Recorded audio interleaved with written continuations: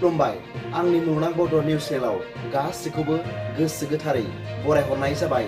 बे समाव आं नोंथांमोननि सिगाङाव फुंबिलिनि मोननैसो खौरां लाना फैलायबाय। अन्नानै भिडिअखौ जोबजासिम फारि फारि नायलांदो। गिबि रादाबाव दं चिरां जिल्लानि 14 नं चिरां दुवार ब्लक VPI नि आफादगिरि अरन बसुमतारीखौ पार्टीनि संबिधाननि बेरेखा हाबा मावनायनि थाखाय VPI पार्टीनिफ्राय एरख'बाय। अरन बसुमतारीया गुबुन गुबुन पार्टीनिफ्राय रां खांना जानायनि अजद थिखारदों। चिरां जिल्लानि VPI नि आफादगिरिया मोनसे खौरां मेलनि गेजेरजों फोरमायना होदों दि चिरां जिल्लानि इनचार्ज मेगदान बसुमतारीया फोरमायदों दि अरन बसुमतारीया गुबुन गुबुन पार्टीनिफ्राय रां लाना खामानि मावनायनि अजद मोनदों, बेनिखायनो VPI पार्टीनिफ्राय एरख'नाय जाबाय होनना फोरमायनानै होयो। लोगोसे बुंबावदों दि बिथां मेगदान बसुमतारीया VPI आयेनारि बिथिंजों खामानि मावगासिनो दंमोन। बेबादिनो आयेनारि बिथिंजों खामानि मावनाय पार्टीखौ बिथां अरन बसुमतारीया गुबुंले खालामनो नाजानायनि थाखाय जों एरख'नाय जाबाय होनना खौरांगिरि मेलनि गेजेरजों फोरमायनानै होयो। समबारि एरियायाव जोंहा मोनसे डिस्ट्रिक्ट अफिस दं VPI इन्टारनेशनेल। दा बिनि थाखाय आङो माखासे गोनां खोथाखौ आं बुंनो नागिरदों। जोंहा 2024 7 मेआव दिनै जाना थांबाय। बाहाय मोनसे माखासे जाथाय नुजाथिदों। बे जाथायानो जाहैबाय अरन बसुमतारी बदांनि ब्लकनि। दा बिथाङा दिनै माखासे दल संगठनखौ लानानै BPF आव भट होनांगौ होननानै बुंदों आरो UPPL आव भट होनांगौ होननानै बुंदों। दा बियो थार सैथोजों जोङो दा नुबाय।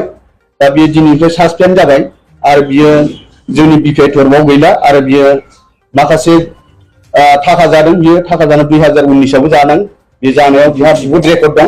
दा बिनि थाखायनो आं खावलायो गुबुन गुबुन दलफ्राबो नोजोर बोनानै नायनांगोन। मानो होनबा बेबायदि गाज्रि खामानि मावग्रा आरो बिदि दुथां मानसिखौ जोङो बयबो नोजोर बोनांगोन। मानो होनबा पार्टीनि गुलाय गुजाय आरो दाङाबाजि खालामग्रा बेफोरनो जायो। दा बिनि थाखायनो जोङो मोनफ्रोमबो दलखौबो जों खावलायो आरो मोनफ्रोमबो दलाबो नोजोर बोनानै नायथों।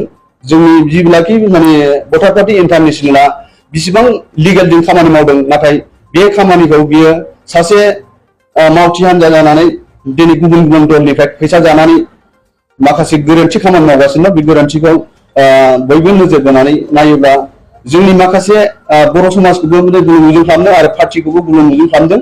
दा बिनि थाखायनो आं गुरै खावलायनाय थायो साफ्रोमबो मिडिया सेलाबो मोजाङै रोखायै बुंथिनानै होनो हायो। आं बेखौनो खावलायनानै नैथि रादाबाव दं दावराय देख्रेब नार्जारिनि सायाव मिरु UPPL लाइमोन गांखंनि बुंथिगिरि रंगुल बर'नि गोख्रों खेंफोरथि होदों। खौरांगिरि मेलनि गेजेरजों दावराय देख्रेबनि बाथ्राया बर' हारियाव मोनबो बेसेन गैया। बिथांनि बाथ्राखौ रावबो खोनासङा। बर' हारियाव गुलाय गुजाय लाबोनो थाखायनो दावराय देख्रेब मोनहा बन सुखु दादोंमोन। दावराय देख्रेब नार्जारिया BPF नि एजेन्ट होननानै फोरमायनानै होयो। दावराय देख्रेब नार्जारिया एलार्जि जानानै गावनि थौले मेलेमजों सोरखौबा सानफ्रोमबो बुखिदलाबबाय थायो। दा माखासे जुक्ति जुदि थायोब्ला थिगैनो दङ। बिथाङा बुङो माने डिसिनो पावारखौ होबाय, बिथाङा फैथों, बिथाङा प्रुफ लानानै फैथों, माला डिसिनो पावारखौ होदो। दिनैनि तारिखाव जों गले गले बुंदों जे डिसिनो जोङो पावारखौ होआखै, पावारा जोंनियावनो दङ।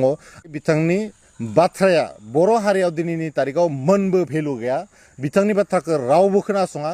बिथांखौ बयबो BPF नि एजेन्ट, हाग्रामानि आथिं सोलाग्रा होननानै मिथिगौ। थामथि रादाबाव दं आथिखालाव फेग्रा मुवानि फालांगिया बांलांनो हमदों। बे समावनो मैया कामरुप जिल्लानि बक' होननाय ओनसोलाव STF हानजाया साखा खब्रै गारिनिफ्राय सिग्रोमना 30था पेकेटाव सोनानै लाबोनाय 420 ग्राम हेर'इन ड्राग्स बोखांनो हायो। आथिखालाव बे ड्राग्सनि बेसेना 2.5 कौटि रांनि जागोन होनना पुलिसा फोरमायदों। आरोबाव फोरमायना होबावदों दि फेग्रा मुवानि थांलाय फैलायनि सोमोन्दै मोनसे स्रोद सलुनि बिथाजों संदानानै उफ्रा SP कालियान पाठकनि दैदेननायाव STF नि मोनसे हानजाया जिल्लानि बक' ओनसोलाव गंसे गारिखौ होबथायो आरो 30 पेकेट हेर'इन बोखांनो हायो। हमजानाय सुबुंफोरनि सिनायथिखौ काबेल उद्दिन आरो शाह होनना मिथिनाय जादों। ब्रैथि रादाबाव दं सनितपुर जिल्ला दुलाराय बर' फरायसा आफादा गुबुन बोसोरफोरनि बादिनो देग्लायबो बर' बिजोङाव फरायनानै सेथि मासियाव उथ्रिना जिल्लानि गेजेरावनो 10थि मासि आवग्रिनो हानाय फरायसाफोरखौ मैया बाटासिपुर मिलन गेजेर आरो गोजौ फरायसालिनि गेलेग्रा फोथाराव सानसेनि मेहेरगोनां हाबाफारिजों बरायदों।